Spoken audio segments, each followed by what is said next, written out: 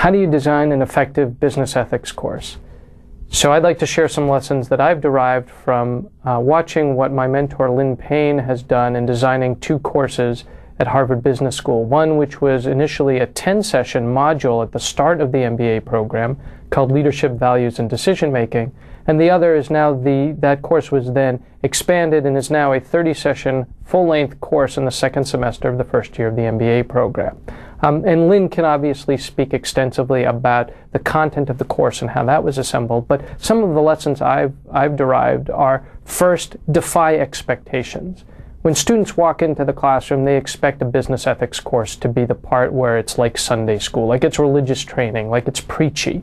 And I think that our courses have tried to defy expectations. So, for example, the course starts with responsibilities to investors, and it starts with a case about a hostile takeover. So right away, students realize, oh, this isn't quite what I expected.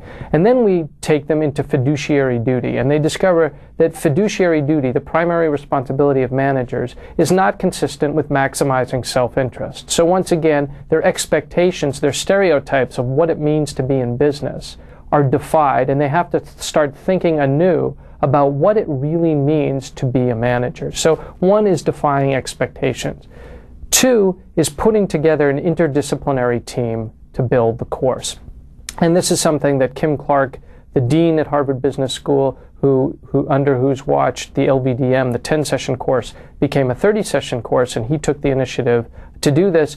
One of the things he said is he needed a core team, and Lynn Payne and Joe Badaracco were the core ethicists on the course, but that for this course to, in fact, take off and sustain itself, it really needed to bring in interdisciplinary voices. So it's so both the designers of the course and the current staff come from all different units and departments at the school. So defying expectations, putting together an interdisciplinary team, and third, you'll often hear amongst people who do business ethics, who study it, who teach it at business schools, that what they really would like, that our ideal is that business ethics is not just in one course, but it's integrated across the entire curriculum.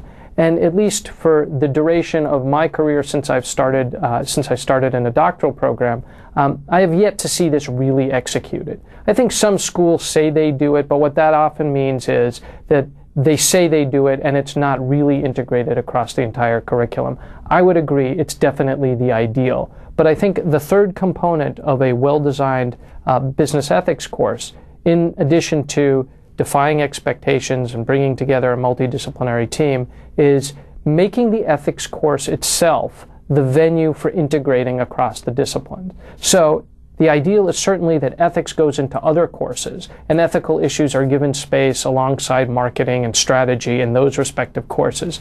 But short of that, I think the business ethics course itself can be the place where the integration goes on. So it's not just about ethics, but it's about the strategic issues in any given case or any given session that are covered.